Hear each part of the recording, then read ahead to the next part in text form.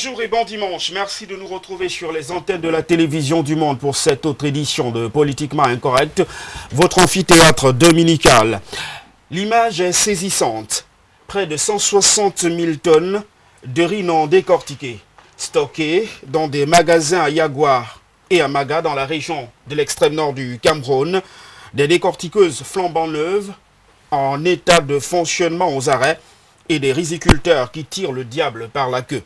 La situation du riz local est-elle problématique au Cameroun? Plus de 100 milliards de francs CFA ont pourtant été déboursés pour importer du riz de près de 80 000 tonnes en 2017, selon des sources bien introduites. Ces révélations semblent pourtant ne pas faire frémir la SEMRI, la société d'expansion et de modernisation de la riziculture de Yagoua, mise à l'index et qui a tenu une session de son conseil d'administration où il a été convenu de la nécessité d'augmenter la production annuelle de 80 000 tonnes à 150 000 tonnes. C'était le 5 août 2019. Cette problématique du riz nous servira donc de prétexte pour questionner la politique gouvernementale mise en place pour stimuler la production locale et freiner les importations qui détériorent notre balance de paiement. Une politique protectionniste s'impose-t-elle finalement au Cameroun avec acuité?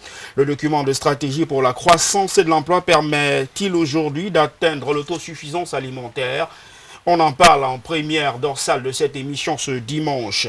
Nous saisirons également le prétexte de la célébration de la journée africaine de la décentralisation cette semaine pour apprécier les textes en vigueur au Cameroun et surtout comprendre si cette décentralisation peut véritablement réguler les concurrences entre les élites et éviter les conflits régionaux et les guerres civiles au regard de la situation et le contexte socio-politique au Cameroun. En dernière thématique, nous parlerons de ces révélations faites par l'Union européenne. 40% des nouveau-nés ne sont pas enregistrés dans notre pays.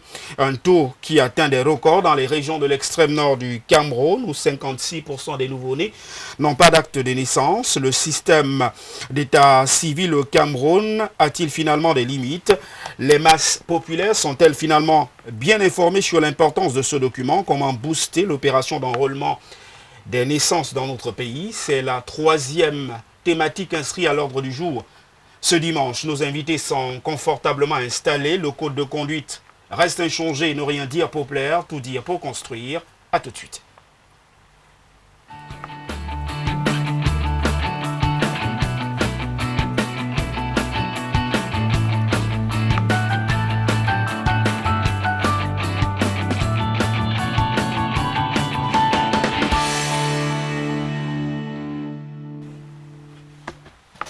Notons que ce dimanche, comme tous les dimanches, cette émission admettra l'interactivité. Vos réactions seront donc recueillies par SMS uniquement au 695 38 79 46, 695 38 79 46 et au 651 94 11 31, 651 94 11 31. Ernesto Yéné, vous êtes le secrétaire général du CRAC, Croire au Cameroun, le parti de Bernard Djongan. Bon dimanche et merci de nous avoir rejoints. Bon dimanche à toi Yves, bon dimanche à tout le panel, bon dimanche aux millions de téléspectateurs qui nous regardent, c'est un plaisir d'être là. Juste à côté d'Ernesto Yéné, le docteur Salmon Ebele, économiste de haut vol, est avec nous ce dimanche. Docteur Salmon Ebele, bon dimanche. Bon dimanche et surtout l'honneur me revient ici de m'adresser une fois de plus aux téléspectateurs et derrière j'espère que je serai politiquement correct. En face de vous, on a Maître Joseph-Claude Biliga, avocat au barreau du Cameroun, un technicien du droit. Il est également conseiller municipal au sein de la commune de Ndom. Maître Joseph-Claude Biliga, bon dimanche et merci d'avoir accepté notre invitation. Oh, merci de m'avoir invité. On attend également pour boucler le panel ce dimanche Charles Elizanzan qui est en chemin. Il sera là pour le compte du Rassemblement démocratique du peuple camerounais. Mais on va commencer avec vous, Ernesto Yéné, pour parler de la situation du riz au Cameroun. Les informations de sources bien introduites révèlent un véritable scandale dans les lieux de stockage à Yagoua, mais également à Maga où on parle de plusieurs tonnes de riz non décortiquées qui ont été découvertes dans des entrepôts. La situation est-elle suffisamment grave? La question me fait déjà sourire, même j'allais même dire rougir. Il faut avoir fait un tour à Maga et à Yagua pour constater le désastre que cette filière, les écoles est en train de vivre en ce moment. Le contraste est d'autant plus saisissant lorsque vous quittez par exemple le Doualo de Yaoundé comme moi et que sur les états du marché, vous n'avez que du riz importé. Le riz camerounais est un riz d'exhibition au Cameroun. On l'expose de temps à autre devant le ministère du Commerce. Et que vous rendez à Yagua et à Magua, que vous trouvez le riz de votre pays étalé dans les maisons, stocké dans des maisons, parce qu'il y a une question de mévente. Le pire encore, c'est que c'était de façon vraiment... c'était par hasard de circonstances que nous nous retrouvons à aller visiter la Saint-Mili. Étant parti qui prônons l'agriculture comme levier et comme force pour le Cameroun, nous sommes dit, bon, nous sommes à Yagua, faisons toi la Saint-Mili, allons voir ce qui se passe. Vous ne pouvez pas entrer dans un magasin et vous constatez qu'il y a des sacs de 2016, 2015 qui ne sont pas encore décortiqués. Vous avez des sacs à un point fini. Les images que vous avez balancées tout à l'heure là sont assez édifiantes pour comprendre le problème qu'il y a. La question qu'on se pose, c'est pourquoi est-ce que le riz d'ailleurs passe et est partout au Cameroun pendant que le riz camerounais lui souffre et est en train de mourir dans les magasins. Pire encore, il y a à côté de ça une question de pauvreté que ce riz va engendrer. Quelle est la situation des agriculteurs? Quelle est la situation de ceux que vous appelez les seigneurs de la terre dans une zone où la pauvreté est parfois la fille du terrorisme? On vous dit que c'est là-bas qu'on recrute facilement des jeunes, qu'on enlève facilement des jeunes. Vous attendez quoi d'un jeune qui a son riz 2015 stocké, qui n'est pas écoulé? Vous attendez qu'il soit la proie de quoi? Qu'il soit livré à quoi? Donc c'est en fait tout le corollaire de cette affaire-là qui pour nous a un peu heurté. Tout ce qui est dit tout autour de ça ne va nullement enlever ou éliminer le fait que c'est un scandale suffisamment grave. Et c'est un scandale qui appelle à des solutions et non à des mots juste pour arranger des choses ou alors pour essayer de faire ce qu'on appelle au quartier d'opération qui lave. Il faut donner une réponse aux Camerounais. Et la réponse que nous attendons en ayant lancé une pétition qui est déjà à presque 7000 signatures, c'est de déstocker ce riz. On veut que ce riz se retrouve sur le boutiquier Amadou du quartier, sur les états du marché en Bopi, que ce ne soit plus un riz d'exhibition. C'est de montrer qu'on peut consommer ce qu'on produit et on doit produire ce qu'on consomme. Docteur Salmon Ibele, la question du riz au Cameroun est une problématique. Il s'agit d'une des denrées alimentaires prisées par les consommateurs. Quelques chiffres évoqués de sources proches font état de ce que environ 100 milliards de francs CFA ont été déboursés seulement pour la seule année 2017 pour importer cette denrée alimentaire au Cameroun. Est-ce que c'est une situation qui vous surprend, l'importation des denrées alimentaires, spécifiquement de cette denrée-là? Non, la situation ne me surprend pas. D'ailleurs, mon copanéliste tout à côté est assez évocateur. Et je me souviens surtout des interventions du président de ce parti qui sont assez élogieux dans ce sens. En réalité, le gros problème, il n'est pas forcément un problème microéconomique. C'est un problème macro à grande échelle. Le problème du riz est le même problème que celui du maïs. C'est le même problème que celui de la farine. C'est le même problème que celui du poisson. Et derrière, aujourd'hui, c'est le riz. Qu'est-ce qui se passe? Souvenez-vous ici, nous avions discuté à un moment donné des approches relativement macro. Concrètement, lorsque toujours lui, Bernard Djomgan, était venu à la télévision dire aux gens, ça suffit. Il va falloir que nous puissions arrêter l'importation du poulet importé. Qu'est-ce qui s'est passé concrètement? Lorsqu'on a arrêté l'importation du poulet, dans l'année qui a suivi, il y a eu pénurie, effectivement. Il y a eu pénurie sur le marché du poulet. Mais 2 ans et demi après, 3 ans, s'il vous plaît, aujourd'hui où je vous parle, qu'est-ce qui se passe? Lorsque vous allez dans n'importe quel marché, il y a surabondance du poulet. Alors, le problème est simple. Pour aller plus loin, il va falloir, c'est toute une question de volonté gouvernementale et d'une certaine façon de protectionnisme. Regardez un exemple simple. À l'heure actuelle, le Nigeria produit à peu près 1% du riz mondial. Ils sont dans le besoin. Mais qu'est-ce qui les protège? C'est le NAFDAC. C'est-à-dire que c'est une norme qui empêche à n'importe quel produit de rentrer au Nigeria. Maintenant, il reste que, on sait très bien que les normes, d'une façon ou d'une autre, ont leurs limites. Nous savons, le vrai problème est au niveau du franc CFA. Non pas dans l'essence du fait que c'est le CFA qui est le problème, mais dans le sens du fait qu'il ne fluctue pas. C'est tout. À mon avis, moi, je ne suis pas de ceux qui tirent à boulet rouge sur le franc CFA parce qu'il est d'obédience française ou je ne sais pas quoi. Je suis à ceux qui tirent à boulet rouge sur une monnaie qui nous oblige à subventionner. On subventionne les importations. En réalité, qu'est-ce qui se passe? Nous subventionnons l'importation de la farine. Nous subventionnons l'importation du riz. Et nous ne facilitons pas. Et autre chose, nous envoyons à l'extérieur l'emploi qu'on aurait pu créer localement en achetant rapidement. S'il vous plaît.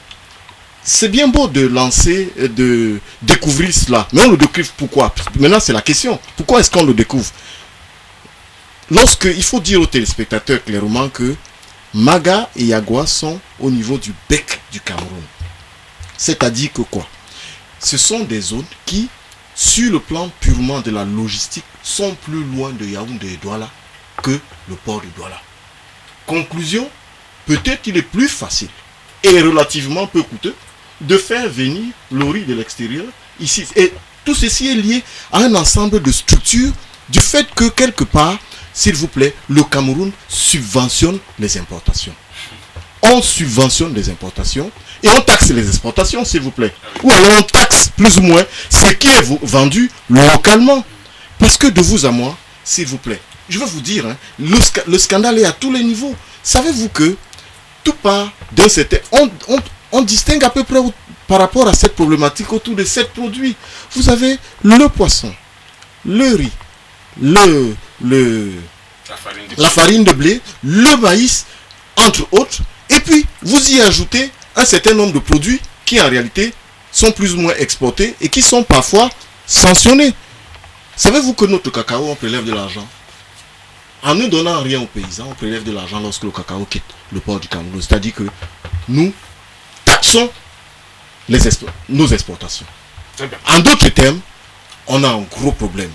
Il va falloir, je ne m'attaque pas au franc CFA, je suis de ceux qui pensent qu'il va falloir que cette monnaie se mette à fluctuer et qu'elle soit la réalité de la politique camerounaise.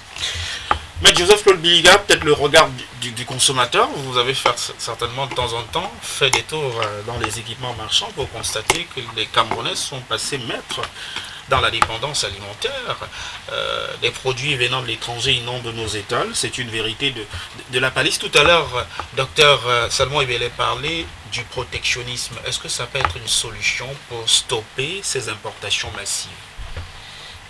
Naturellement, je pense que le protectionnisme peut être une solution.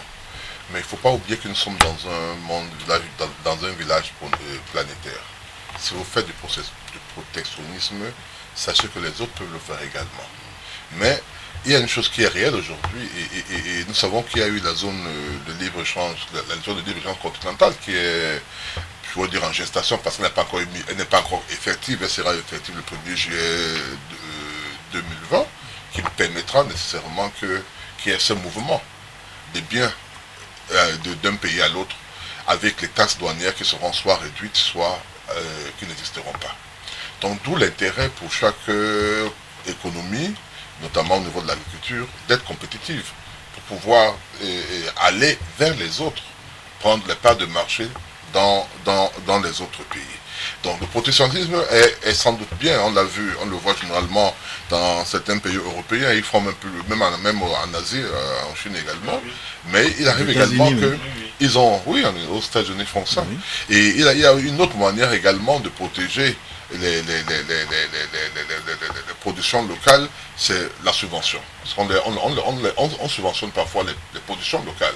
Vous savez que dans notre pays, pendant longtemps, il y avait ce qu'on appelait le niveau du cacao, ce qu'on appelait on avait un carnet du producteur qui avait des ristournes, c'est-à-dire que le producteur avait des ristournes chaque fois qu'il vendait son cacao à la fin de l'année, à l'époque de l'ONCPP. Malheureusement, ça n'existe plus aujourd'hui. Et je pense que il y a eu tout ce qu'on peut constater aujourd'hui résulte, moi je pense, un peu de la crise économique.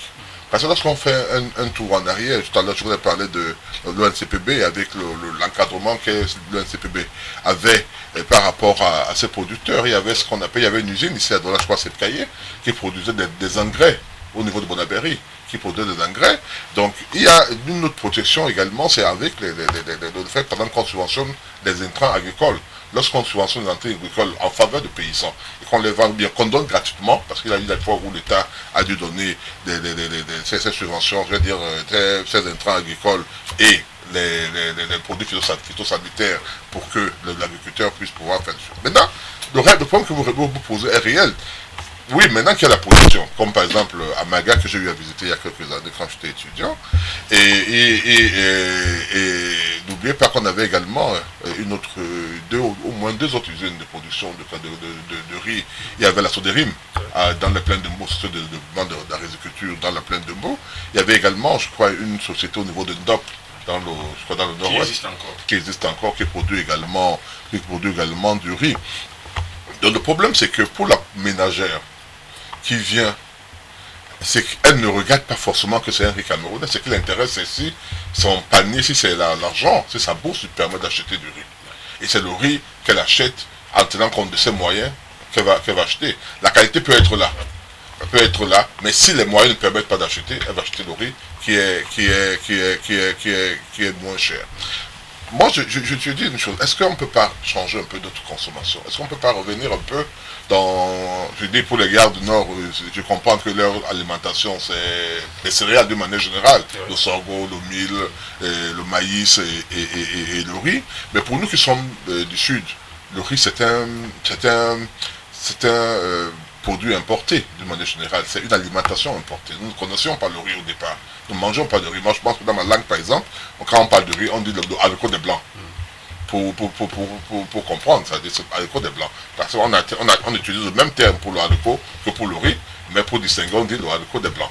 Donc, je veux dire que, est-ce qu'on ne peut pas cultiver nos planteurs, nos ignames, c'est-à-dire essayer de faire de sorte que le manioc, la production de manioc soit assez importante, qui nous permet d'avoir beaucoup de repas à travers ces transformations qu'on connaît, bâton, miondom, tumba, agari, etc.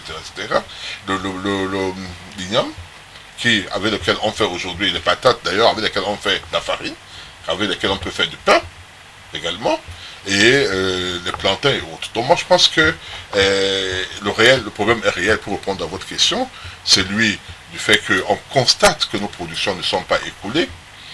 Et ces ne sont pas écoulées parce qu'il y a beaucoup de productions extérieures qui inondent le marché. Ces productions extérieures inondent le marché parce qu'elles sont moins chères. Et là j'apprends qu'elles sont subventionnées, ça je ne savais pas. C'est-à-dire que les productions extérieures qui rentraient, c'est-à-dire... ou bien c'est moi qui ai mal compris. En fait, le terme subventionné vient du fait qu'on pratique une politique de défiscalisation. C'est une subvention indirecte. C'est une subvention indirecte. Et autre chose, s'il vous plaît. J'aimerais ajouter juste une précision avant que nous continuions. Oui, bien sûr. Vous m'en excusez, s'il vous plaît. Oui. La seinerie, la seinerie en question est l'une des entreprises les plus subventionnées du Cameroun. Ça, il faut que vous le sachiez. En d'autres termes, la solution de la subvention ne fonctionne forcément pas. Parce que, de toute façon, si ce riz est, entre autres, abandonné, c'est bien parce que ces paysans-là ont reçu de l'argent, ont cultivé, à un moment donné, se sont dit, écoutez, l'argent est fini, on ne nous donne plus. Et c'est fini, on ne continue pas. Pour chuter, M. Joseph-Claude Biniga, vous avez complètement chuté sur la question. Non, moi je dis c'est essentiel. Moi je dis aujourd'hui, c'est bien de poser le problème, mais c'est bien que le CRAC ait eu à poser ce problème. Mais je pense qu'il y a un ministre ou bien... avoir une réponse aux déclarations du CRAC. Mais ce qui est important, c'est qu'on doit en tenir compte et se dire que nous devons pouvoir consommer ce que nous produisons. Très bien. C'est ça la leçon qu'on doit. Une précision, s'il vous plaît. Ernesto, vous allez réagir, docteur Salmon Ibler.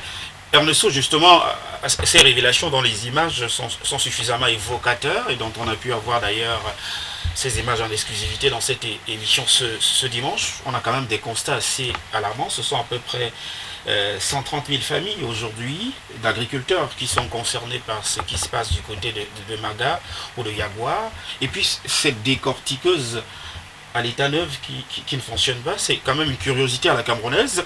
Le docteur, le maître Joseph-Claude Biliga précisait que c'est une situation qui est finalement symptomatique. Alors, la question que je voudrais vous poser, c'est celle de savoir, en réaction finalement aux révélations qui ont été faites, cette société a décidé de réagir en indiquant qu'elle va augmenter sa production de 80 000 tonnes à 150 000 tonnes. C'est une réponse qui vous a satisfait ou on tente de noyer le poisson?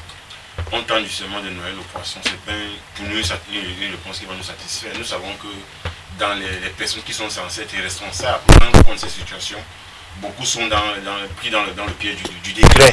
On ne sait pas ce que le décret peut décider de leur position. Nous les comprenons. De toutes les façons, ce qu'on attend de la CMI, c'est de nous donner une réponse sur le déstockage de ce riz-là. Est-ce qu'il est possible que lorsque je m'avais fait mes courses, je trouve le riz du Cameroun dans les étals? C'est de cela qu'il est question. C'est aussi simple que ça. L'Union européenne vient de financer son agriculture à 665 milliards de francs CFA. Vous avez lâché le mot protectionnisme. Ça voudrait dire quoi? Ça voudrait dire par exemple politique des quotas. Il y a une société de la place qui distribue du riz étranger. Est-ce que si on demande à cette société de distribuer 100 sacs de riz, d'avoir 30 sacs de riz camerounais, ce serait compliqué?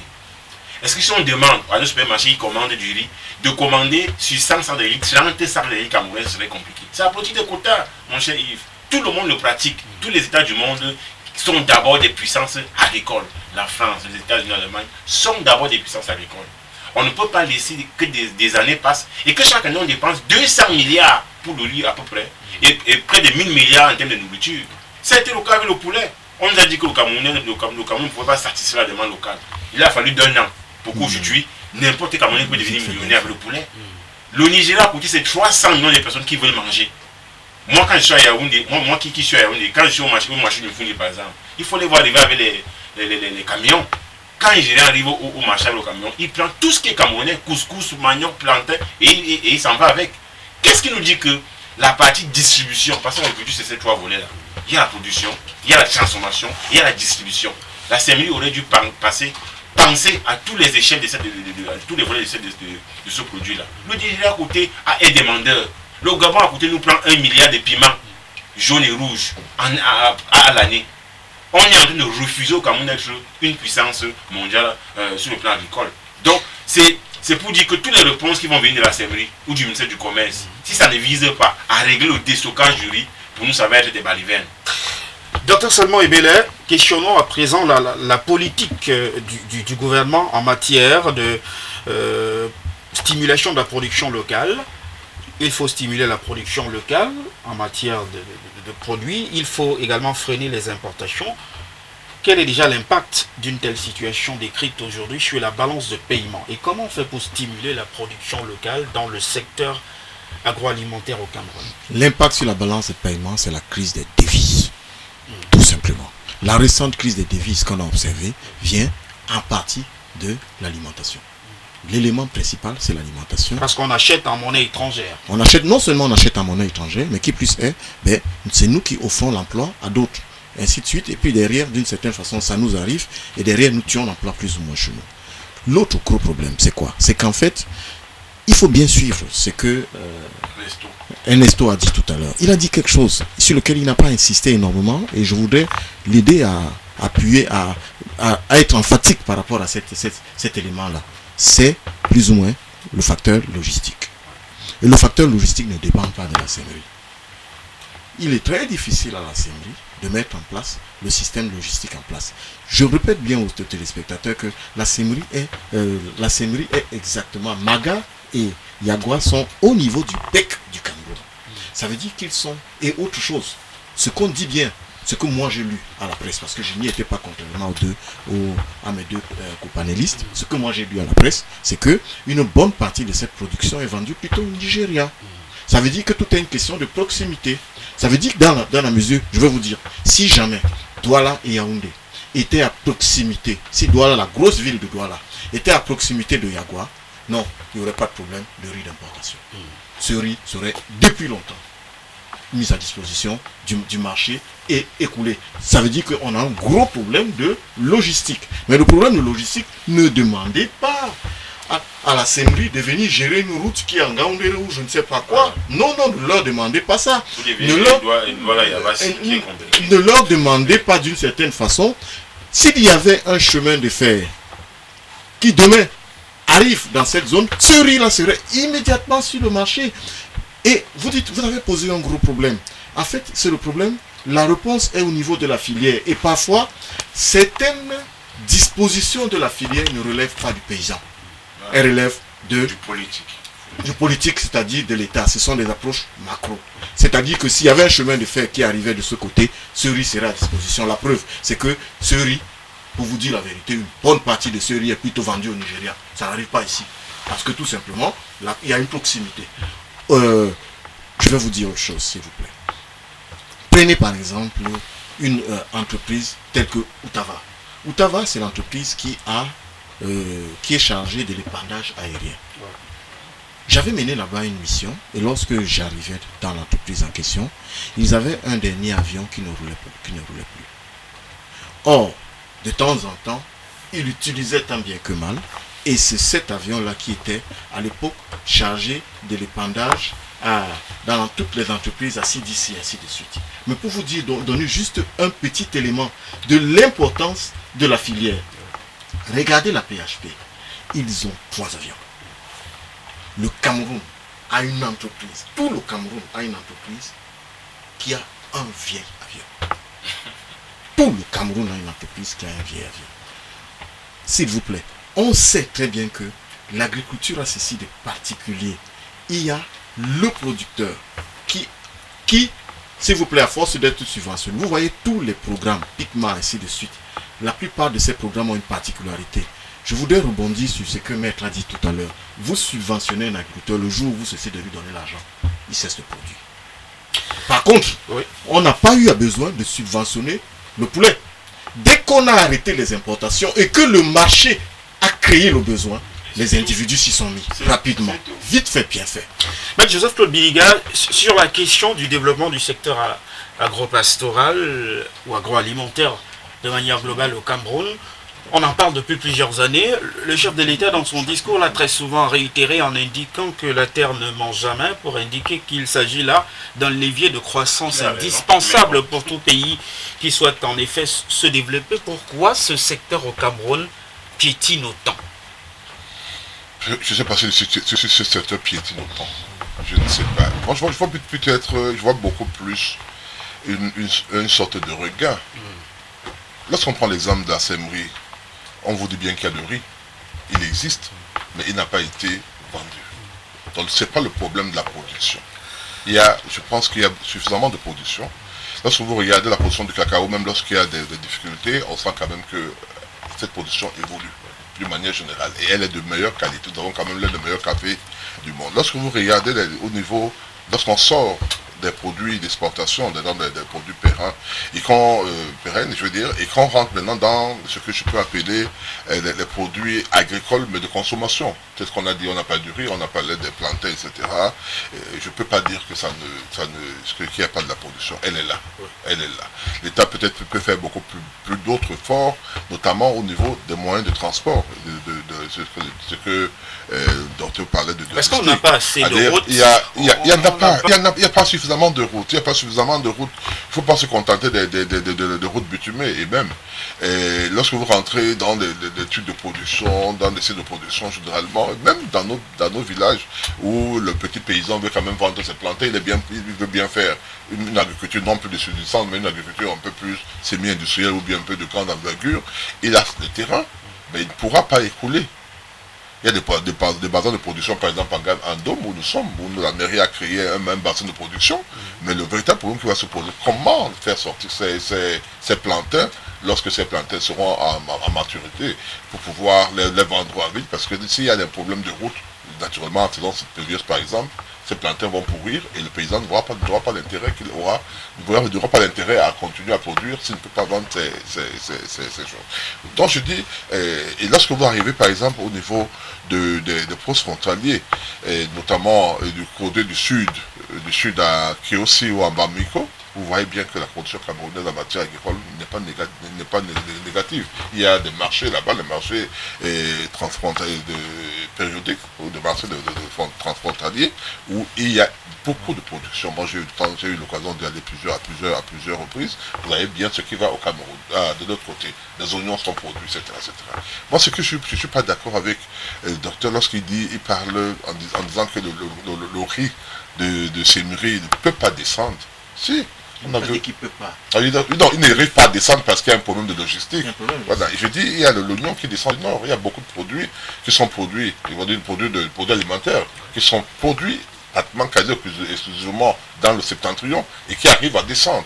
Il y a le pétrole qui vient de Douala, qui vient de Limbe et qui arrive jusqu'à Kousseri. Ça veut dire qu'on peut acheminer ces produits, on peut les ramener, on peut ramener le riz ici, et ça ne règle pas le problème de la consommation, puisque tout à l'heure on a dit en DOP, il y a une usine de riziculture, mais on ne verra pas le produit de riz, de riz de DOP dans nos magasins, dans nos surfaces. C'est pour ça que je dis que vous avez évoqué une solution, et c'est ça qui est le plus important, parce qu'on peut dire des choses en disant que il y a des choses qui ne marchent pas, mais ce qui est important, c'est de faire des propositions qui permettent quand même à l'État de pouvoir, et si l'État le veut bien, s'améliorer. Vous avez parlé, par exemple, vous avez évoqué ce problème et de limites d'importation, de quotas au niveau des importations d'un certain nombre de produits. Ça permet que lorsque, par exemple, une grande surface veut vendre le riz importé, qu'il sache également qu'il a une quota pour le riz camerounais qu'il doit pouvoir vendre. Il laisser la liberté à l'acheteur, au client, qui est le roi, de voir s'il lui va acheter le riz camerounais ou bien qu'il va racheter le riz qui est un riz importé. Je terminerai en disant que il y a quand même des efforts qui sont faits. Parce que nous étions de ceux qui pensaient que les APE peuvent être un frein au développement de notre agriculture. Lorsque vous arrivez dans certains magasins ici, vous avez comme l'impression que ces magasins vendent beaucoup de produits de planteurs camerounais. Moi, je suis à Douala 5e, à Douala 5e, vous verrez, il y a des magasins, il y a un qui est pratiquement exclusivement consacré à la vente des produits agricoles camerounais. Il y a un autre où vous trouverez des plantains, vous trouverez d'abord pas un seul, pratiquement tout. Vous verrez des plantains, des ananas, des fruits comme l'avocat, qui sont vendus dans des talles. C'est-à-dire que, je veux dire qu'ils permettent quand même à l'agriculteur aujourd'hui de pouvoir produire et de vendre. Donc on va camerounais aujourd'hui, il ne faut pas le dire. Déjà, c'est qu'on va un peu plus de Sémuri ne se reproduisent pas, qu'on essaie de trouver une solution pour que l'évacuation puisse être faite. Et tout à l'heure, je dis que je terminerai un dernier mot. Et lorsqu'on est au niveau de la frontière, c'est logique qu'il y ait des échanges intertransfrontaliers. Lorsque Sémuri est au niveau du bec de Canard et qu'il n'est pas loin ni de Bangor, ni de l'autre côté de Nigeria, c'est tout à fait logique que son riz, qu'on s'y retrouve. Lorsque vous arrivez dans les frontières, vous allez voir que les produits de l'autre pays se retrouvent nécessairement, obligatoirement, dans des marchés locaux. C'est normal, c'est les échanges interfrontaliers. Ernesto, sur la question justement évoquée par Maître Joseph-Claude Biliga au sujet de ce contingent d'importation, est-ce que ces produits, ces denrées alimentaires, est-ce qu'il est nécessaire déjà, au vu de la quantité de production et la capacité du Cameroun à pouvoir écouler ses produits dans les différents étals, d'appliquer cette politique de contingent à l'importation, c'est-à-dire de réduire la quantité, par exemple, de produits qui viennent de l'étranger, ou de fixer un tonnage pour ces produits-là et stimuler la production locale ou la consommation. Est-ce que c'est une solution, vu qu'on est effectivement dans une économie ouverte? C'est une solution qui peut tout de suite donner des résultats. Pour arriver au protectionnisme violent et brutal, tous les États procèdent de cette façon-là. Si on se rend compte que l'entreprise X, que je ne vais pas donner le nom ici, distribue 10 sacs de riz par jour, on leur demande tout simplement dans les 10 sacs de riz, arrangez-vous qu'il y ait 3 sacs de riz camerounais dans votre distribution. Ça va permettre que le magasin de marathon que vous avez projeté dans tout à l'heure l'explication puisse être déstocké. Il n'est pas normal que le riz de 2015 soit encore dans un magasin de la Sémuri en 2019. C'est un scandale. Et avec ça, ce sera facile. le business de l'importation, c'est 200 milliards, Yves. Il faut qu'on ait ce chiffre-là à la tête. Et en pratiquant la politique des quotas, l'État se fera un peu d'argent pour, par exemple, investir dans la logistique, qui va permettre que ces riz puissent facilement arriver à notre niveau. Pas plus tard que le 31 juillet, le ministère du Commerce a ici à Douala trouvé 500 de riz impropres à la consommation, du riz destiné au port. Il y a ce que vous appelez un peu riz d'usure, qui pour la plupart n'est pas du riz de bonne qualité. On sert aussi de la mauvaise qualité au Camerounais. Donc la politique de quota va, permettre au Cameroun d'avoir des devises, parce qu'on peut surtaxer aussi. Si vous voulez aller au-delà du tonnage exigé, vous payez plus de taxes. Ah oui. Cette plus-value-là peut servir à financer la logistique et faire que nos riz camerounais descendent dans nos assiettes. Et le plus important, c'est pour chaque filière de suivre tout le chemin, Yves. La production, la transformation, la distribution. Il ne faut pas faire les choses à moitié. Si vous avez commencé à suivre la production, à rassurer beaucoup au niveau de la distribution, c'est effectif. C'est en ce sens que le milliardaire, le mini-commerce et la CENI doivent s'asseoir et nous donner des solutions, que de donner des réponses ou faire l'opération qu'il a. Les solutions sont là devant nous. La politique des quotas et des solutions rapides pour le déstockage de ce magasin-là. Docteur Salmon Ebele, sur les solutions, avant de passer la parole à Charles-Élie Zanzan, qui nous a finalement rejoint et évacué quelques SMS qui arrivent en masse ce dimanche. Je voudrais qu'on questionne quand même les pistes de solutions pour améliorer le secteur agricole au Cameroun et permettre au pays d'atteindre ce qu'on appelle l'autosuffisance alimentaire. Tout à l'heure, on parlait également de l'imposition d'un contingent d'importation.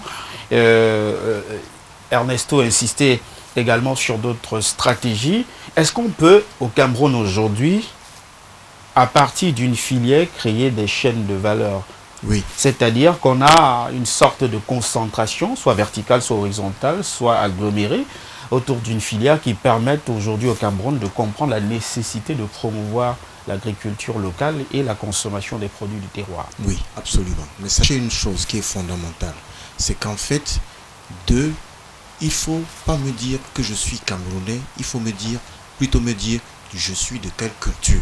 Je suis l'héritage de quelle culture. Et l'héritage de cette culture-là conditionne mes goûts organoleptiques, c'est-à-dire ce que j'aime. Oui. Autre chose qui est fondamentale. On dit souvent en économie, rien ne résiste au prix. Vous avez vu tout à l'heure, Maître, il a dit quelque chose. Il a dit, on peut pas toujours poser le problème de logistique sans cesse parce que tout simplement, le carburant arrive bien partout, ainsi de suite. Ouais. Soit. Mais le carburant, si nous en avions localement, le carburant qui arrive, un exemple simple, le carburant en question a du mal à arriver à Garoua parce qu'à Garoua, il y a du carburant qui est moins cher. Ouais. De toute façon, le problème finit par être un problème de coût. Ouais. Et quand vous analysez bien le problème de coût, vous vous rendez compte d'une chose. C'est que quand si vous prenez et le manioc, et vous le comparez au cosset de manioc à l'international, notre manioc coûte plus cher. Par moment, notre sucre coûte plus cher localement en termes de coût de production que le sucre importé. C'est la même chose que par moment le riz. Ce riz-là, s'il quitte Maga ou Yagua pour arriver jusqu'au sud et qu'on y intègre tous les coûts, il y a de fortes chances qu'ils finissent par coûter plus cher. D'où le fait de la solution de mon copanéliste qui dit il faut absolument protéger. Parce que tout compte fait, la protection induit quoi? Quand une nation est jeune, quand vous n'avez pas les mêmes moyens que les nations développées, vous êtes obligé à un moment donné, vous êtes appelé à produire localement. Lorsque vous produisez localement, au départ, que vous le vouliez ou pas, en raison des économies d'échelle que vous n'avez pas encore, votre coût de production est plus élevé. Ouais. Mais il faut protéger pour que vous arriviez finalement à un coût de production plus bas avec le temps. Vous comprenez ce que je veux dire? Et ça, cette protection-là, si vous ne la faites pas, vous n'allez jamais vous lancer parce qu'il y aura toujours quelqu'un qui vendra moins cher par rapport à vous. Dans la mesure où lui a déjà tout amorti et toi, tu n'as pas encore amorti. La preuve, on nous dit très bien que dans ces décortiqueuses-là et autres sont relativement neuves, ainsi de suite. Il faudra les amortir tout cela. Et ça exige qu'on fasse un minimum de protection. Mais les protections sont à 3 niveaux. Il y a la protection financière, c'est-à-dire que d'une certaine façon, on essaie plus ou moins de frapper certains produits, on essaie de contingenter. Mais il y a aussi la protection liée à la norme, ainsi de suite, par rapport à la qualité des produits qui rentrent, ainsi de suite. C'est ce qu'on a dû faire par rapport au poulet. Il y a également un certain nombre, ce que font les grandes nations aujourd'hui pour plus ou moins protéger leur production locale, parce que parfois les producteurs sont relativement frileux. Prenez par exemple même le maïs. Il est très difficile d'arriver à produire le maïs à un coût de production par rapport au maïs d'importation, parce que tout simplement, on n'a pas encore l'ensemble des filières. Mais on ne peut pas non plus en vouloir à notre gouvernement, qui n'est pas aussi riche que ça, de ne pas mettre en place la filière. On n'a pas encore forcément ces moyens. Ça veut dire qu'il va falloir se protéger et prendre ce qu'on appelle une courbe dans laquelle les coûts de production seront élevés au départ, mais on protège jusqu'à ce qu'on en arrive à des coûts de production relativement faibles. Charlie Lee, Zanzan, bon dimanche, merci de nous avoir rejoints. Alors, la problématique au cœur du débat ce dimanche, c'est la question de l'autosuffisance alimentaire, et le prétexte qui nous est servi est la situation à Yagua et à Maga. Ça tend au fait de dire que notre pays, le Cameroun, se veut un vivier agricole, mais on a la capacité d'importer, y compris les cure-dents. Alors, est-ce qu'au niveau de la politique gouvernementale, on a suffisamment pris acte du discours du chef de l'État qui souhaite une agriculture intensive pour permettre au Cameroun d'être compétitif sur le marché international? Bonjour à tous. Je me excuses aux Camerounais qui nous suivent, aux autres co-panélistes. Oui. Bon, pour entrer dans... J'ai quand même la chance de prendre la parole pour trois premiers experts. Je pense qu'il faut d'abord mettre en place le fait que nous ne vivons pas en autarcie. Et l'économie mondiale actuelle est telle fait que seuls ceux qui sont les plus efficients, les plus compétitifs, pour dire les plus efficaces, s'en sortent. Le commerce mondial actuel est diligenté par deux grands blocs. Vous avez d'un côté les États-Unis avec tous les pays qui les ont, et la Chine de l'autre côté. À partir du moment où on accepte s'ouvrir, même dans le marché sous-régional au niveau de la CEMAC, nous sommes ouverts. Relation avec le Nigeria, nous sommes ouverts. Est-ce que cette ouverture nous empêche d'appliquer la politique? J'y arrive. Il faut d'abord qu'on comprenne que à partir du moment où on a signé certains traités, il faudra aussi qu'on sache qu'il y a à avoir des répercussions terribles plus tard. Pour revenir au problème du riz, importer les quotas, c'est-à-dire imposer les quotas aux structures qui font venir le riz ici, serait très difficile. Parce qu'il y a justement des traités qui ont été signés. Maintenant, dans la perspective de la protection douanière de notre pays, on peut au niveau des taxes douanières faire quelque chose. La deuxième chose, c'est au niveau des économies d'échelle. Regardez la filière du riz jusqu'aux produits dérivés. La production. Tous les pays agricoles industriels actuellement subventionnent leurs agriculteurs.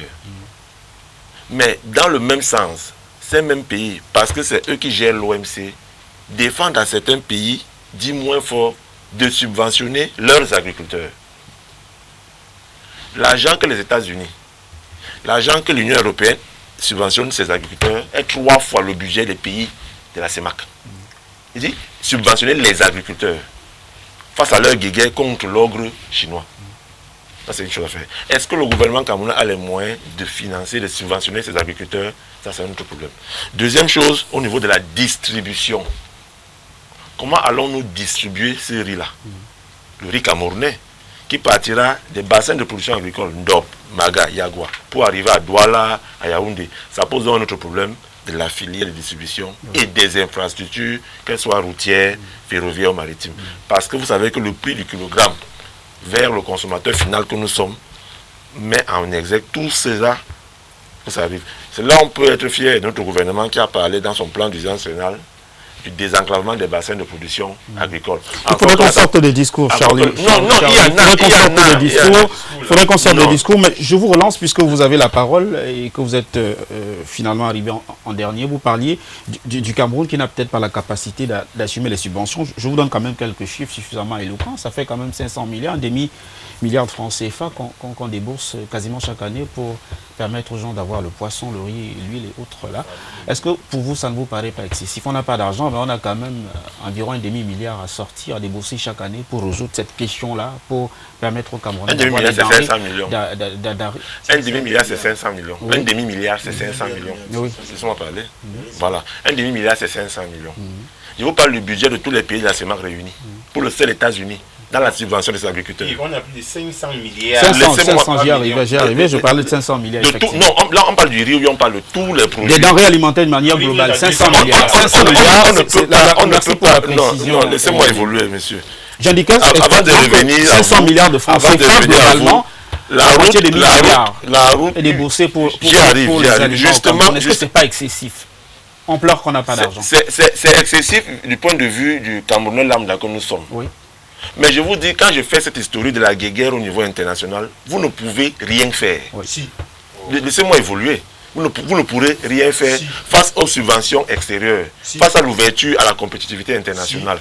Quand je parle par exemple dans le plan d'urgence triennal, de l'ouverture des routes, Douala, Bonepoupa, Yabassi, ça en est un. Awa et ce soit, ça en est une. Bertouaman, Djobatou, Ryokadouma, c'est dans la perspective d'ouvrir les bassins de production agricole. La troisième chose, c'est l'ouverture des magasins témoins. Pourquoi on nous impose à nous, Camerounais, de consommer le riz camerounais? Il faut aussi qu'on mette devant le patriotisme économique. Combien de Camerounais consomment le riz camerounais? Encore qu'on va poser au départ. Je suis en train de parler. Encore qu'il faudrait qu'on voie ce riz sur les étapes. Je suis en train de parler, c'est de quoi je parle.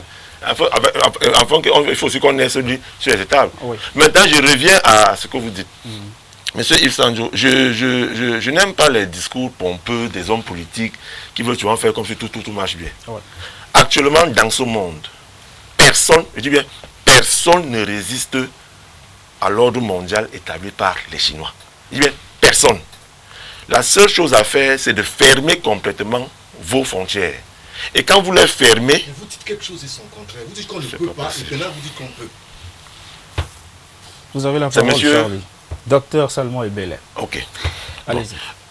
La seule chose à faire, c'est de fermer complètement les frontières. Si nous voulons réduire drastiquement le déficit sur la balance commerciale, si nous voulons avoir moins d'argent, c'est-à-dire dans les exportations, il faut fermer. Maintenant, en fermant, ça repose un autre problème de est-ce que quand on ferme seulement pour la seule filière, d'autres produits dérivés n'y arriveront pas? Monsieur, c'est de ça qu'il s'agit. Maintenant, pour terminer, le riz, à partir du moment où nous n'allons pas refaire au niveau des produits que nous produisons, à faire de cela qui produisent d'autres dérivés, il y aura un autre problème. Le Camerounais, à ce que nous concerne, nous ne voyons que le riz comme seule denrée alimentaire que nous devons manger. C'est-à-dire propre juste à la consommation. Mais le riz a d'autres choses qui peuvent en découler. Il y a le whisky du riz. Il y a des remèdes qu'on fait en base du riz, des comprimés. Il y a des matières recyclables pour les infrastructures BTP qu'on fait avec le riz. Donc, il faut aussi qu'on arrive à un niveau où le riz ne sera pas seulement cette denrée alimentaire que nous consommons, qui peut aussi être un produit qui puisse parfaire d'autres besoins sociaux de la société. Là, vous voyez en Chine, je prends tous les exemples chinois. Le riz en Chine est l'aliment le plus mangé là-bas, appelons ça ici, en Chine. Mais ce n'est pas seulement parce que le riz, en termes de consommation, le riz en termes de bière, en termes de vin, en termes de thé, en termes de produits dérivés. Il faut aussi qu'à ce niveau-là, que le gouvernement s'asseye et parfois cette filière, à ce qu'à la fin, qu'on se retrouve avec le riz qui soit sur un autre produit dérivé. Et vous verrez que ça va drastiquement réduire les problèmes de riz qu'on a au Cameroun. Je vais évacuer quelques SMS pour qu'on sorte de ce sujet. Salut, c'est Émile Fossi, Ngousso de Yaoundé. Bonne émission. Autre SMS. Alors, je vais évacuer. Bonjour, votre émission est très intéressante. Je suis distributeur du cacao et du café. On doit consommer camerounais. Le prix du kilogramme de café est à 300 francs acheté aux planteurs. C'est décourageant. Les planteurs du café sont abandonnés parce qu'on ne consomme pas le café local qui est l'un des meilleurs cafés du monde. Ici, chez nous, c'est, je ne vais pas citer le nom de l'entreprise, qui est Bon Marché. Merci pour ce message. Bonjour, je suis Karl Gracia, j'aime beaucoup votre émission. Je vais évacuer d'autres SMS. Bonjour le panel, le riz camerounais est absent sur nos rayons, comme la majorité du Made in Cameroun, qui ne représente que 3% de notre consommation. Autre réaction ce dimanche, le problème du riz camerounais n'est pas valorisé alors qu'il est de meilleure qualité. C'est Bertrand depuis Anguissa qui nous a écrit ce message. Le Cameroun a des potentialités énormes en matière agroalimentaire, mais cette situation profite aux importateurs et leurs affidés du gouvernement. Voilà les tracteurs qui sont abandonnés dans la broussaille à Ebolova. Continuez de réagir et je me ferai le plaisir de rendre public vos opinions sur la première thématique. On évoquait les pistes de solutions après le diagnostic qui était fait. Avec vous, Ernesto Yéné, je voudrais qu'on sorte de ce sujet avec des pistes de solutions. La problématique de fond au-delà de ce scandale reste bel et bien l'autosuffisance alimentaire au Cameroun. Tout à l'heure, Charlie commençait à évoquer des pistes de solutions contenues dans le plan triennal du gouvernement de la République. Cela vous semble suffisant? Vous êtes optimiste au regard de cette planification triennale-là? Non. L'important, ce n'est pas d'être optimiste ou pessimiste. Non, on veut voir des actions concrètes sur le terrain. Des annonces, on en a déjà beaucoup. Les Camerounais ont l'habitude des annonces. Mais j'aime bien la fin de son propos. Il dit que dans le cadre de l'agriculture, il faudrait penser à tous les maillons de la chaîne. Ouais. La production, la transformation et la distribution. Ne pas faire les choses à moitié ou définitivement provisoire. 200 000 tonnes de riz stockés à Magas, à Yagua, c'est un problème. Ça montre qu'il y a quelque chose qui n'a pas marché et qu'il faut rectifier tout de suite. Oui. Les importations, un pays comme le Cameroun qui est un scandale agroécologique, on a 6 zones agroécologiques au Cameroun. On peut même produire ce que nous ne consommons pas. Ouais. Mais dire aux Camerounais qu'on dépense plus de 500 milliards par an pour manger, ça pose un problème alors qu'on dit qu'il n'y a pas d'argent pour faire tout ce qu'on a envie de faire là, et tout là, la canne, tout ça là. Vous vous rappelez quand même que la canne de 72 a été organisée sans emprunt FMI et à la Banque mondiale avec l'argent du cacao. Donc l'agriculture peut faire du Cameroun une puissance. Quel qu'en soit ce que vous appelez ordre mondial ou quoi vous voulez, on peut être une puissance agricole. Si le Cameroun se lève avec 1 million de tonnes de riz décortiquées et où il y a une politique de distribution de marketing qui est mise autour, on peut avoir des devises. Le Nigeria, je le rappelle encore, c'est 300 millions de personnes qui veulent manger, à qui on peut vendre. Mais quand on a du riz 2015 non décortiqué dans un magasin, ça donne l'impression qu'il n'y a pas de l'ingénierie pour, par exemple, diversifier tous les maillons du riz. Il y a l'ingénierie au Cameroun. Allez faire un tour à la phase alors qu'ils font les expositions et autres, ou à Polytech. Il y a de l'ingénierie au Cameroun. Mais pourquoi on prend du temps pour mettre ce type d'action en marche là? Il y a même des solutions qui existent. Le cas du poulet doit être évocateur pour les Camerounais, pour dire qu'on nous a présenté une solution qui était impossible à résoudre, mais qu'on a résolu. Ça a pris 1 an à l'ARDIC, l'Association nationale de défense des intérêts collectifs, de démontrer que ce poulet là était impropre à la santé. 1 an. On a eu des gens qui sont venus à la télé nous dire que non, il n'y a pas de souci, il n'y a pas de problème, tout simplement parce qu'il y a un petit lobby derrière qui se servait. Et il a fallu 2 ans encore de bataille pour montrer que ce poulet peut enrichir les Camerounais. Aujourd'hui, les Camerounais sont riches, millionnaires avec le poulet. Les gens ont pris 4 ans pour démontrer ce Camerounais. Donc, ne serons pas bords, ne nous fermons pas les portes qui peuvent nous résoudre un problème crucial, celui des devises. Et l'agriculture et le riz peuvent faire ça, sans flagornerie et sans flonflon tout autour de cette filière-là. Déstockons le magasin de Maga et on verra bien.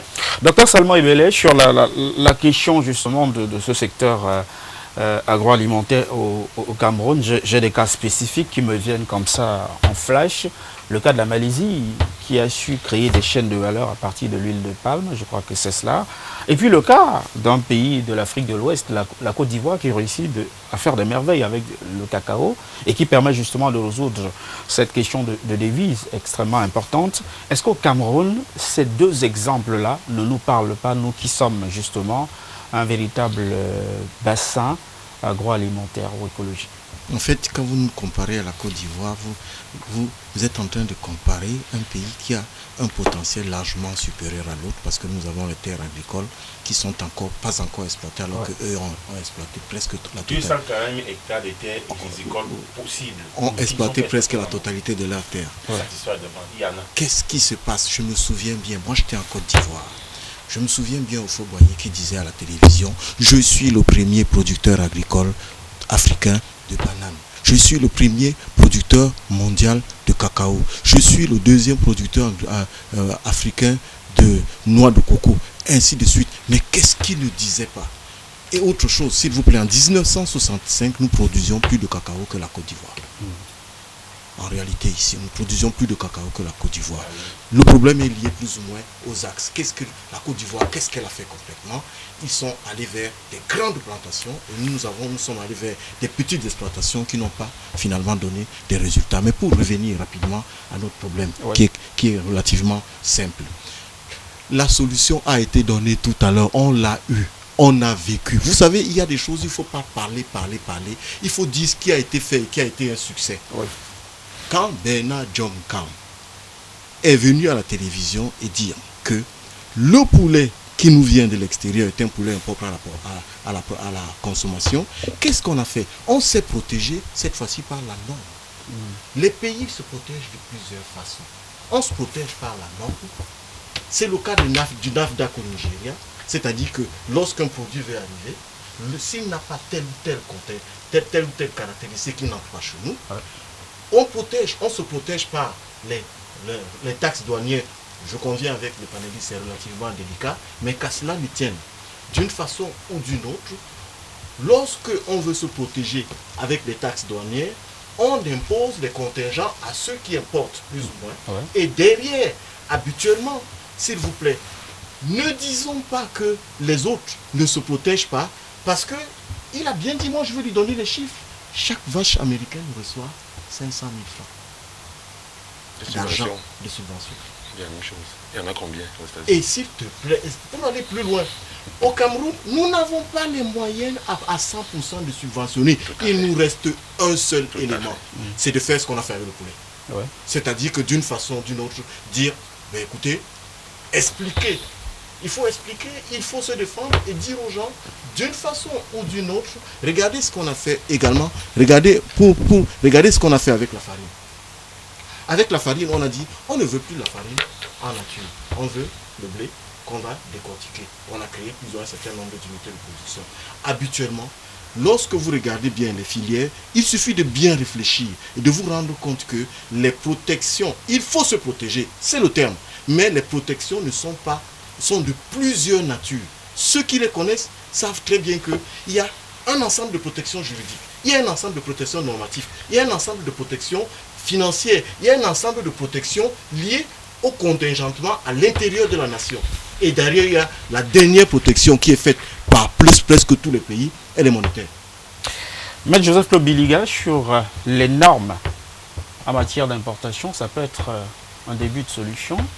Durcir la loi sur les importations pourrait booster la production locale dans le secteur agroalimentaire. Je suis en train de m'interroger. Je vois que la plupart des productions qui viennent ici sont comme des productions qui sont normées, c'est-à-dire qui sont passées par cette étape au niveau de la norme.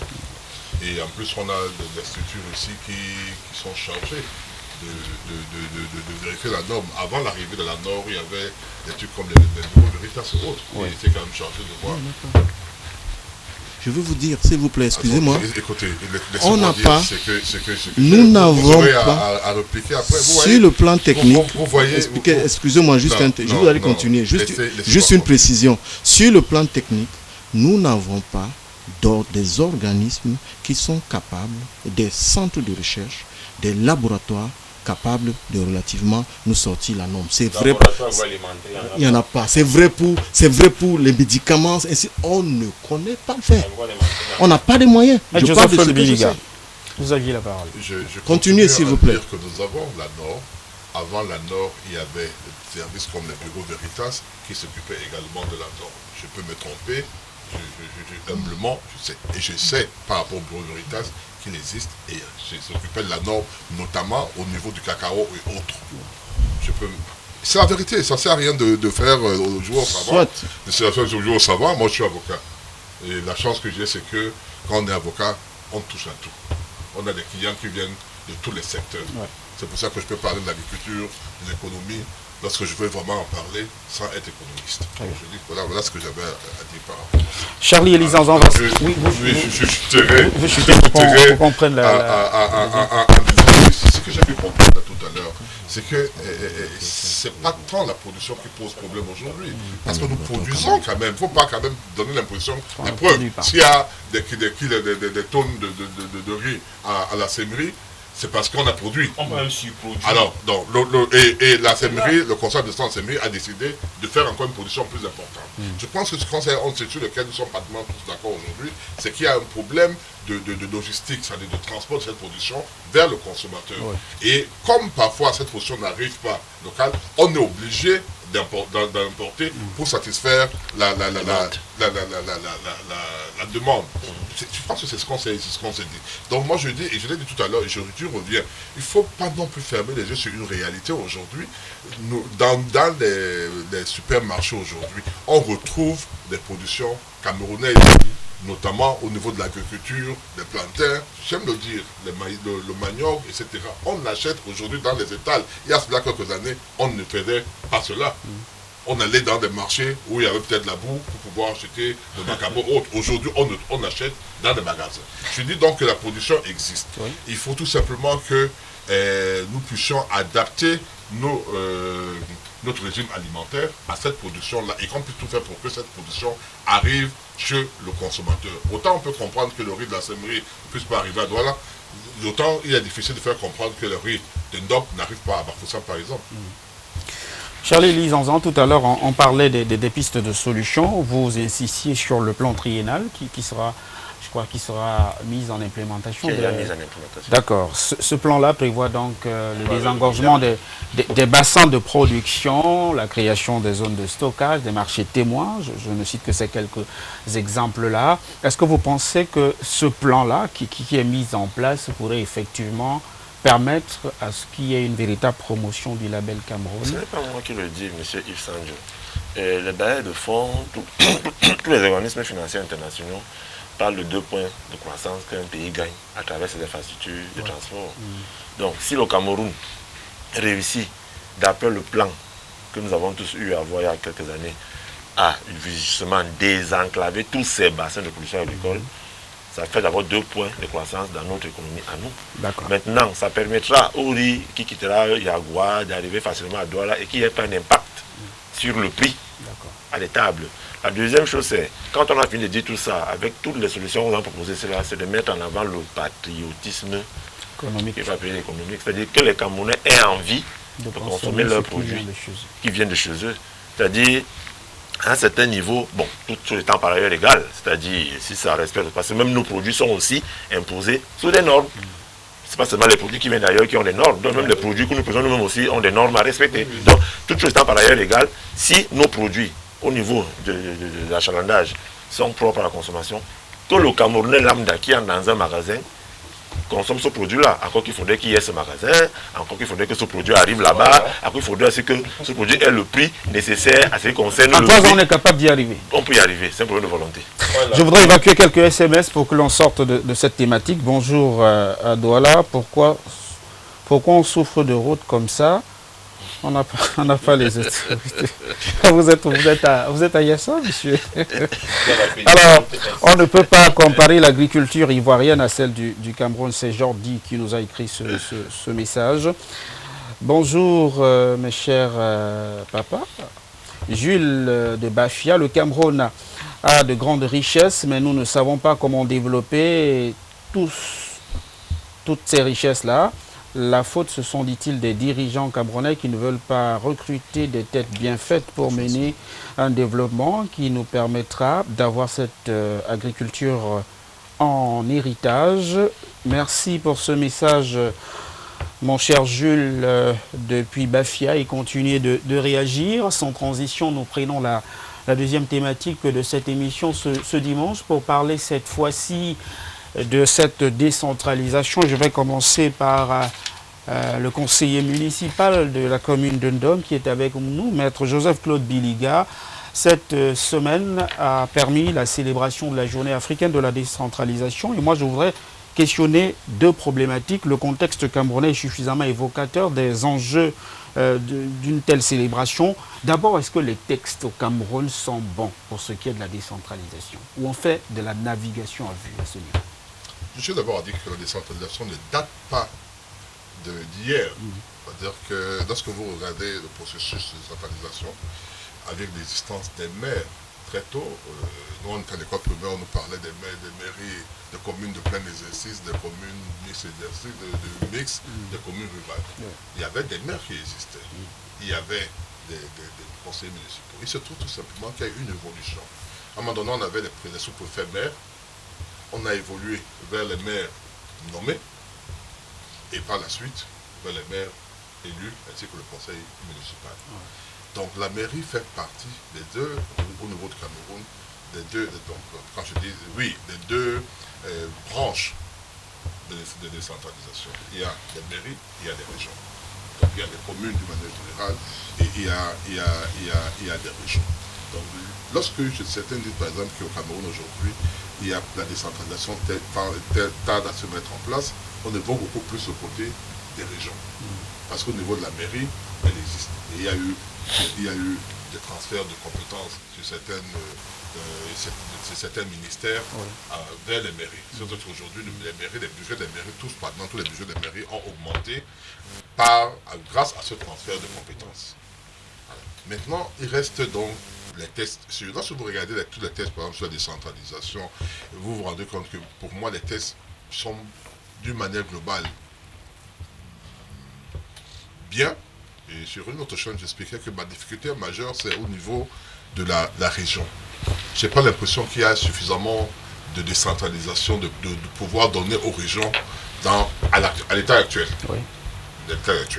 Parce que pour régler le problème qui est réel aujourd'hui, qui est celui de ceux qui pensent à la sécession, ceux qui pensent au fédéralisme, ceux qui pensent à un État unitaire décentralisé, c'est que le contenu qu'on doit mettre dans la décentralisation puisse être de nature à contenter ceux qui sont par exemple pour le fédéralisme, en se disant qu'il faut qu'il y ait une sorte de large autonomie.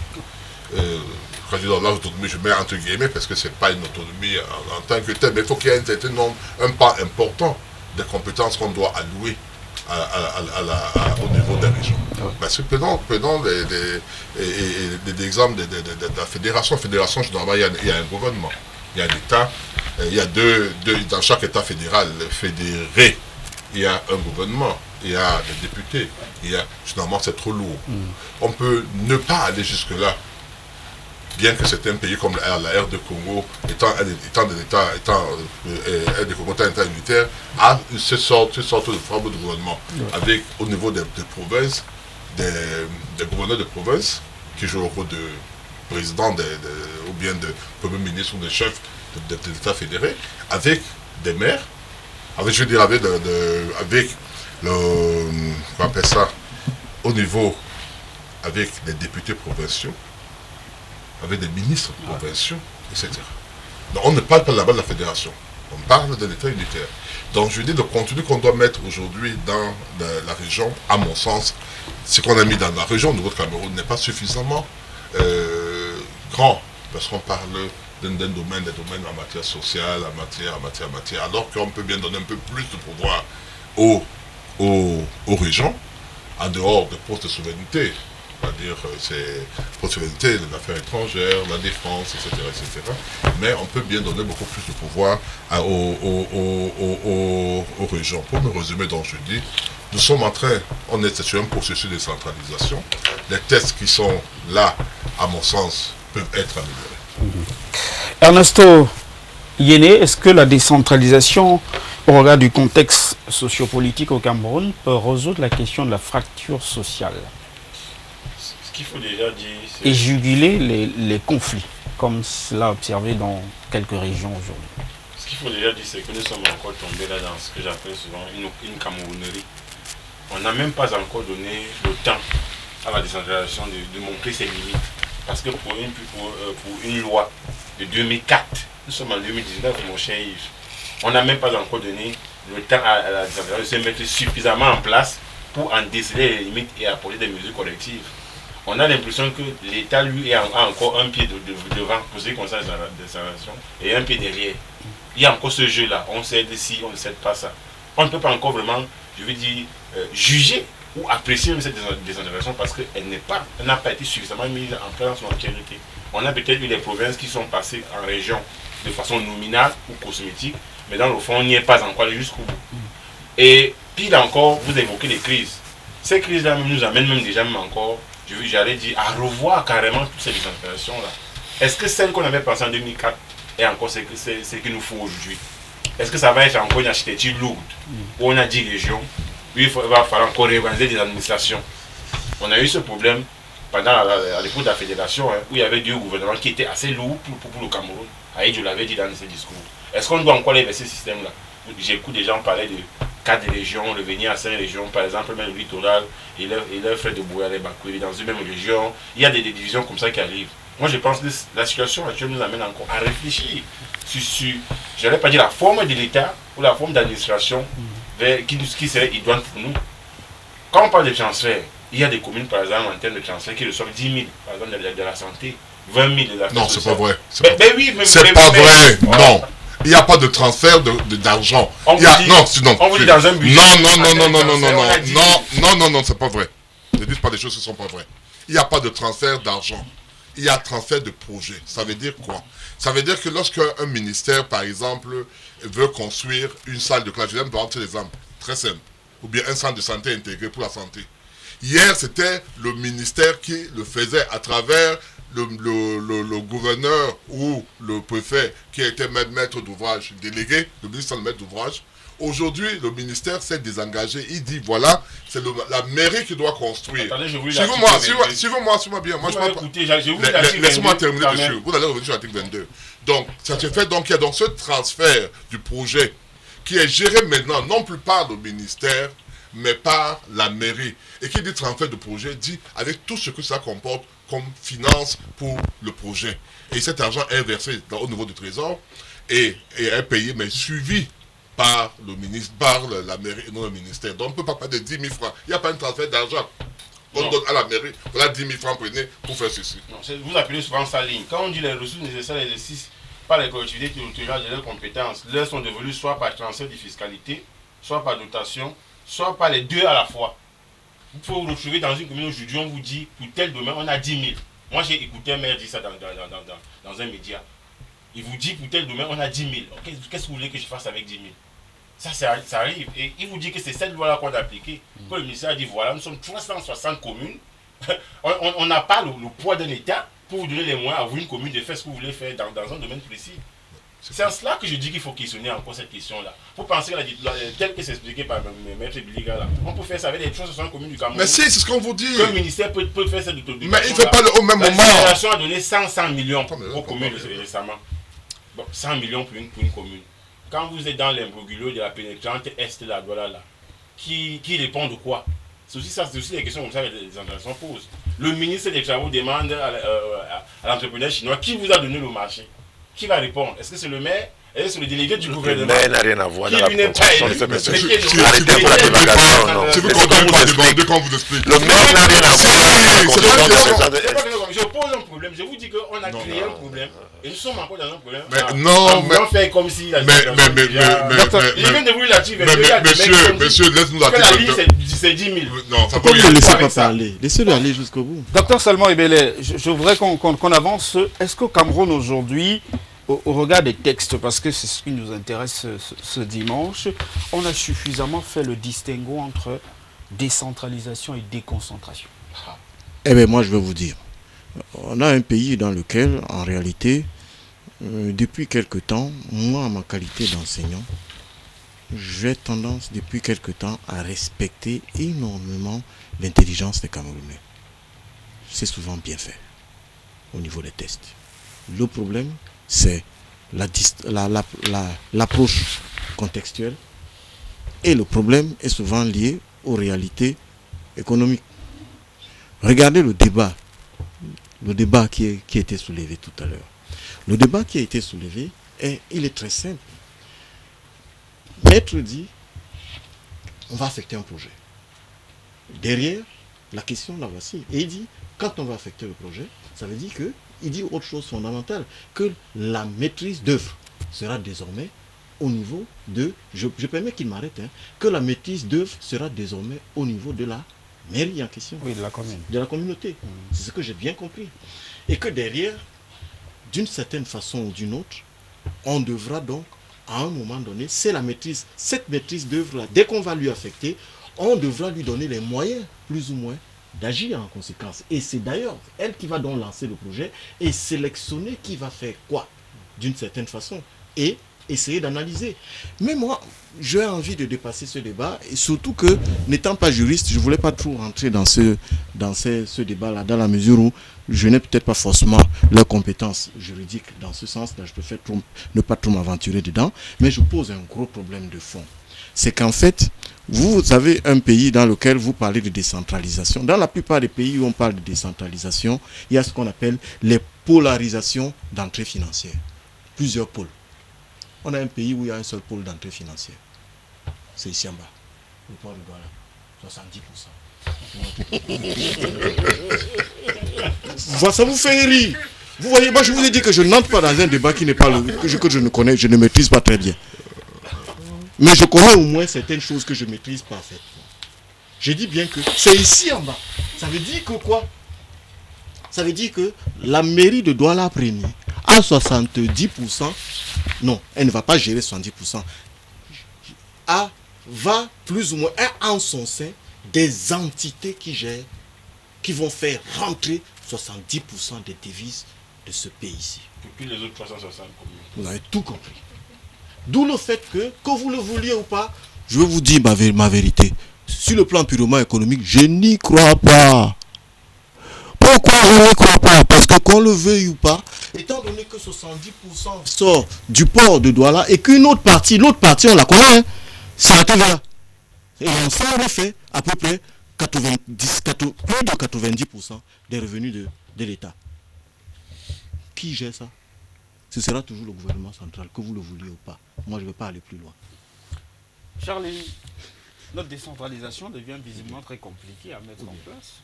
Non, pourquoi ça serait compliqué à mettre en place? Pourquoi ça serait compliqué? Les communes souhaitent une dotation plus importante. Douala, elle seule, recueille 70% de ces recettes-là. Non, Douala recueille 70%, mais ça n'appartient pas à la ville. Voilà. Il faut bien qu'on comprenne voilà, c'est le début du la problème. Répartition nationale solidaire des entrants. Voilà. C'est ce qui pose souvent comme problème pour dire que quand le gars de Bétaré Oya, qui est né à Bétaré Oya, qui a la chance d'avoir le sous-sol camerounais le plus riche en or, qui ne pense pas que cet or-là lui appartient à lui seul, que l'or de Bétaré Oya appartient à tous les Camerounais, à Yves Sanjo, qui n'est pas de Bétaré Oya, c'est maintenant, ça devient dans l'État central de savoir redistribuer les revenus venant de l'extraction d'or de Bétaroya, tout en sachant que l'or vient de Bétaroya quand même. Vous permettez? Allez-y, docteur. Juste une seule minute. Oui, une seule. Le problème qu'il pose, il va dans le même sens que moi. Finalement, il dit bien quelque chose de fondamental. Puisqu'il y a quelques pôles simplement d'entrée financière, que tu veuilles ou pas, le gouvernement central sera central et plus fort que jamais toujours. Non, pour l'instant. C'est là où on ne sera pas un peu d'accord. Allez-y, je vous en prie. Excusez-moi, excusez-moi de vous avoir interrompu. C'est l'échange. Il explique d'abord la difficulté. C'est on respecte l'échange. Allez-y. Voilà le premier problème. Donc, quand le docteur pose le problème de 70% qui vient du port de Douala, je peux lui concéder que oui. Est-ce que, comme le port de Douala est situé dans l'environnement de la mairie de Douala premier, est-ce que forcément tout l'argent qui vient du port de Douala devrait seulement aller à la mairie de Douala premier? Et même quand on est dans le cadre des régionalisations, est-ce que le port de Douala appartient à la région du littoral? Voilà autant de problèmes qu'il va falloir résoudre plus tard. Mais non, docteur, il n'y a pas que le port de Douala qui est une niche d'argent. On a un port à Limbé, on a un port à Kribi, et là aussi au gars du Sud dit que le port leur appartient. Non, on a aussi les entrées fiscalo-douanières un peu partout dans toutes les villes frontalières avec les...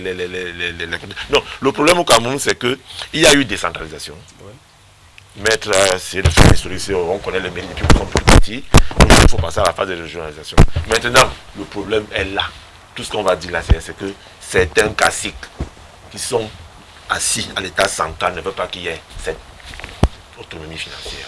C'est clair. C'est ça le problème. C'est clair. On ne veut pas que les gars, on ne veut pas que le maire de 50 milliards de budget à gérer en un an. C'est clair. Donc ici on a réduit un peu. Que M. Biega qui est conseiller municipal, que je lui souhaite est l'argent pour pouvoir construire la route qui va le Ndom à aider à Paris. En d'autres termes, les populations des régions en crise aujourd'hui, on ne va pas résoudre le problème puisqu'on ne veut pas. On va le résoudre. Il faudrait que les Camerounais choisissent les bons députés et les vrais en 2020. Très bien. Je voudrais qu'on sorte de ce sujet pour prendre rapidement et sans transition la dernière thématique. Et on va commencer par M. Joseph-Claude Biliga. On va aller très vite et au pas de course. M. Joseph-Claude Biliga, les actes de naissance au Cameroun restent une problématique épineuse. L'Union européenne, dans une étude récemment menée, faisait constater que dans les régions de l'extrême nord et les régions de l'Est, on enregistre le fort taux d'enfants qui n'ont pas d'acte de naissance. Est-ce que c'est normal en 2019? C'est pas normal, c'est pas normal. Et il y a beaucoup de raisons. Hein. Parfois, c'est l'ignorance, tout simplement.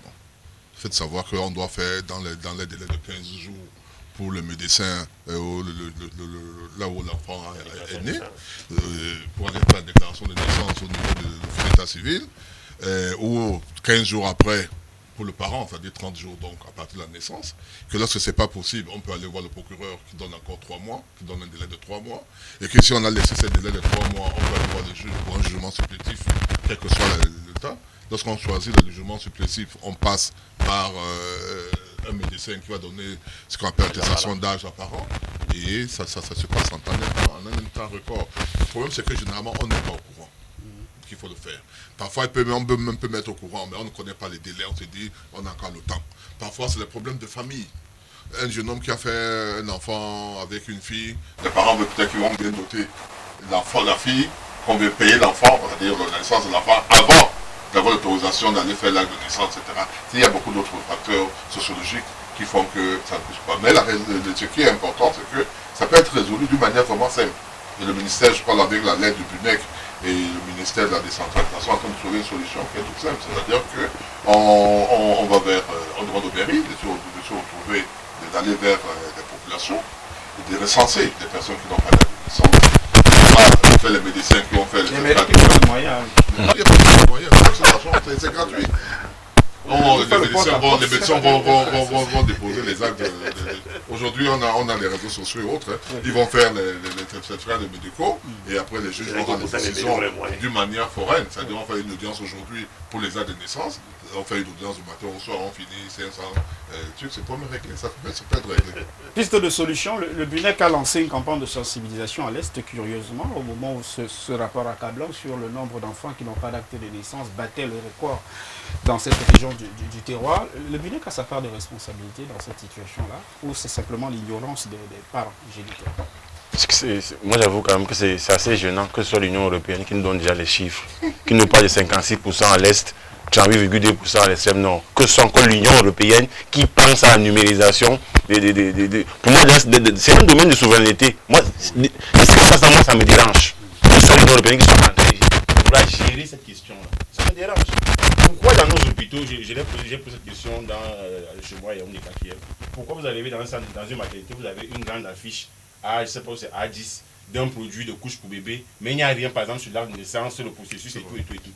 Et quand vous arrivez dans la cour de la mairie, à laquelle je vais postuler en 2020, on vous vend l'acte de naissance comme c'était un produit. C'est 15 000 pour X, c'est 10 000 pour tel, c'est 7 000 pour tel. On ne dit pas aux gens que c'est gratuit. C'est gratuit. C'est tout ça qui crée ce foulérage de désordre-là. C'est ça qu'il faut d'abord résoudre, mon cher Yves. Mais bon Dieu, quand demande à l'Union européenne, vous êtes gentil, mais voilà, on va gérer ça. Quand même, la numérisation des actes de naissance et autres. Mais on a Polytech et on a des compétences dans nos mairies qui peuvent faire ça. On a commencé je suis même gêné d'en parler. Franchement, je suis gêné. L'acte de naissance, je suis assez gêné. Docteur Salmon Ebele, informatisation de l'état civil au Cameroun, on a beaucoup avancé sur cette question. Sur la question. Le gros problème viendrait du fait que déjà il faudrait que les communautés décentralisées disposent de ces moyens, que les hôpitaux disposent de ces moyens, ainsi de suite. Et je vous avoue une chose, je pense que le maître a dit quelque chose de fondamental tout à l'heure, que c'est trop facile. Mais pourquoi c'est aussi facile et on ne le fait pas? Et ça devient compliqué. Et ça devient non compliqué. Pourquoi faut-il que d'autres nous donnent des chiffres? Vous savez pourquoi? Parce que c'est trop simple. Ce n'est pas nécessaire de respecter les 15 jours. Ce n'est même pas nécessaire d'aller voir un procureur ou quoi que ce soit. On se place dans n'importe quelle mairie et tu as un acte de naissance dans les 15 minutes qui suivent. Parce que tout simplement, qu'on te déclare ou pas, tu vas avoir un faux acte et puis derrière tu vas fonctionner. Ce n'est pas un problème. Derrière, personne ne se presse. On attend autre chose. S'il vous plaît. J'ai une question, il y a un élément qui me gêne derrière, c'est un élément statistique. Comment se fait-il qu'on nous dise que 40% d'enfants n'ont pas d'acte de naissance et après on va nous dire que tout le monde a une carte d'identité pour aller voter? Qui veut tricher? J'ai envie de jeter un coup d'œil tout droit face à mon copanéliste en face. Il y a un problème. C'est même justement lui qui va réagir avec la permission de la réalisation, Je le provoque qui va exprès. nous accorder, je l'espère, quelques minutes pour permettre à Charles-Élie Zanzan de réagir. Charles, quand même, Monsieur Zan, on est dans un pays moderne. je suis gêné. 40% des enfants sont nés, ils savent pas comment ils s'appellent. On Ils rêve. savent pas- Comment ils vont faire pour avoir les cartes Ils d'identité? n'ont pas d'existence juridique. 2019. Est-ce que ce n'est pas une curiosité qui met quand même en mal le Cameroun, qui se veut un pays défenseur des droits de l'homme? Au Cameroun, sous le contrôle du maître, on a l'âge électoral à quel âge? Je crois que c'est 21. 20 ans. 20 ans. Bon, au Cameroun, un enfant n'a pas 20 ans. Donc c'est pour dire à docteur que les enfants de moins de 20 ans ne votent pas au Cameroun. Donc le RDPC n'a pas à s'enorgueillir de son succès. On n'utilise pas les enfants pour voter. Donc ça peut même pas aller. Pour qu'on dans la suite, je voudrais dire à M. Yéné que futur candidat à l'élection à la mairie de Yaoundé 4, je vous souhaite de gagner. Merci. Non, l'information que vous devez passer à ceux qui vous écoutent, vos potentiels électeurs, c'est de leur dire qu'ils peuvent aussi aller à l'INS pour avoir les résultats, les statistiques. Au Cameroun, on a une structure terrible qui fait un travail excellent en termes de statistiques. L'Institut national de la statistique, que nous avons toujours tendance à négliger pour écouter et les France 24 et ce qui vient ailleurs. Non, c'est vous qui les écoutez. Moi, j'ai même ces chiffres de l'Institut national de la statistique. Quand je veux un chiffre au Cameroun, j'y vais d'abord là-bas. Et Vous chaque citez, ministère, Charles. non, je lui réponds. Oui, Et vous chaque citez, ministère parce qu'on va a justement, sortir de cette dans son cadre de travail annuel, lorsqu'on présente les veaux ministres, parce que vous voyez seulement qu'on présente les veaux ministres, il y a d'abord les discours qui sont faits. Et on tire aussi des chiffres de là. C'est là où moi, il tire mes chiffres. Pour terminer, Oui, chuter c'est rapidement. un problème. Donc, la situation actuelle au Cameroun fait en sorte que, quelles que soient les raisons, et on peut ne pas fournir l'acte de naissance à un enfant, je ne voudrais pas revenir dessus. Le problème est posé, il faut qu'on fasse des actes à nos enfants. C'est là il faut suivre le bureau national de l'état civil dans son travail et l'aider. Il faudrait aussi qu'au-delà des mairies et des autorités, que nous, les leaders d'opinion, les leaders d'association, qu'on sache à un moment donné renvoyer l'information au niveau de la mairie. J'ai 24 enfants de mon quartier qui sont arrivés, c'est pas d'où ils sortent. La première chose à faire, c'est d'aller vers les autorités de police, leur dire que je ne les connais pas, et de dire aussi, quand la police a fini son travail, on la va vers la mairie pour leur faire des actes de naissance. C'est le travail que nous devons faire nous tous. Et ce n'est pas seulement le travail du BINEC, le travail de tout le monde. Et l'Union européenne ne fait pas les actes de naissance au Camerounais. L'Union européenne est en train d'aider le gouvernement camerounais à le faire. Elle n'a rien à voir dans l'établissement des actes de naissance.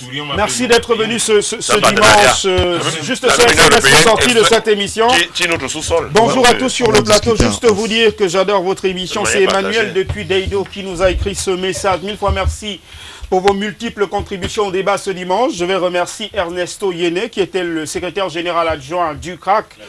Croire au Cameroun de Bernard Djongan. Merci d'avoir fait le déplacement de Yaoundé pour l'émission Politiquement Incorrecte. Merci au docteur Salmon Ebele, économiste de haut vol qui était avec nous ce dimanche. Je remercie également Charles-Élie Zanzan qui était là pour le Rassemblement démocratique du peuple camerounais. Infiniment merci à Maître Joseph-Claude Biliga, avocat au barreau du Cameroun et conseiller municipal au sein de la commune de Ndam. On espère que vous seriez maire. Hein, Merci de nous avoir suivis ce dimanche. Et à dimanche prochain, s'il plaît à Dieu. Au revoir. Dis-moi.